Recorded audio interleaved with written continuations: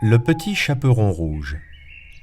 Il était une fois une petite fille de village, la plus jolie qu'on eût su voir. Sa mère en était folle, et sa mère grand plus folle encore. Cette bonne femme lui fit faire un petit chaperon rouge qui lui seyait si bien que partout on l'appelait le petit chaperon rouge.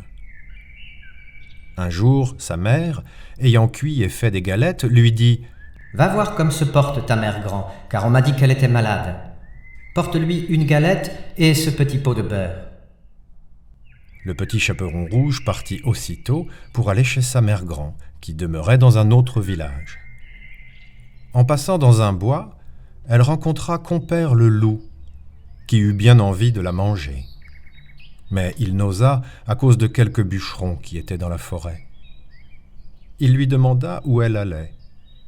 La pauvre enfant, qui ne savait pas qu'il est dangereux de s'arrêter à écouter un loup, lui dit « Je vais voir ma mère grand et lui porter une galette avec un petit pot de beurre que ma mère lui envoie. »« Demeure-t-elle bien loin ?»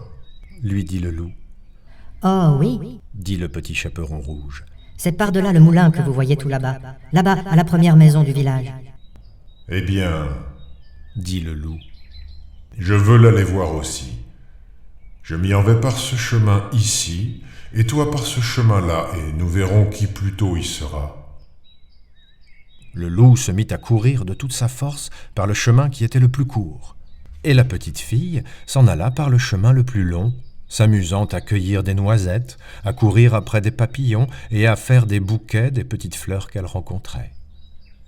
Le loup ne fut pas longtemps à arriver à la maison de la mère grand. Il heurte. Toc, toc. « Qui est là ? C'est votre fille, le petit chaperon rouge, dit le loup en contrefaisant sa voix.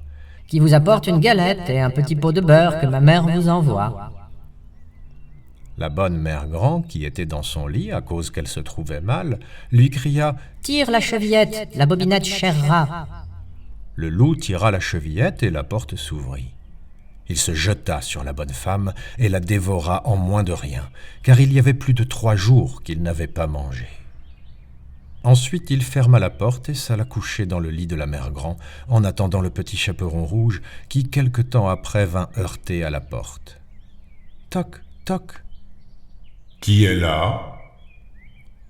Le petit chaperon rouge, qui entendit la grosse voix du loup, eut peur d'abord, mais croyant que sa mère grand était enrhumée, répondit « C'est votre fille, le petit chaperon rouge, qui vous apporte une galette et un petit pot de beurre que ma mère vous envoie. » Le loup lui cria en adoucissant un peu sa voix.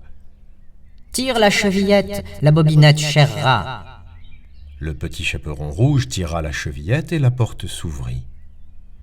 Le loup, la voyant entrer, lui dit en se cachant dans le lit sous la couverture « Mets la galette et le petit pot de beurre sur la huche et viens te coucher avec moi. » Le petit chaperon rouge se déshabille et va se mettre dans le lit, où elle fut bien étonnée de voir comment sa mère grand était faite en son déshabillé. Elle lui dit « Ma mère grand, que vous avez de grands bras. »« C'est pour mieux t'embrasser, ma fille. »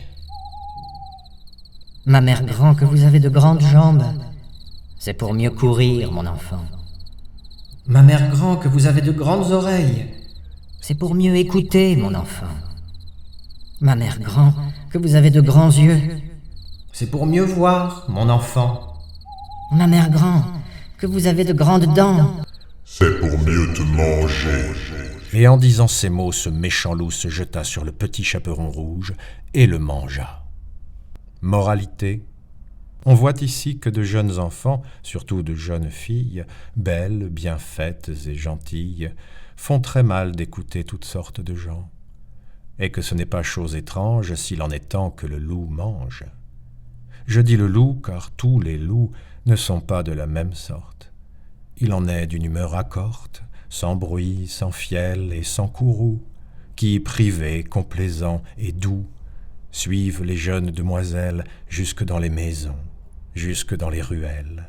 Mais, hélas, qui ne sait que ces loups doucereux, de tous les loups, sont les plus dangereux.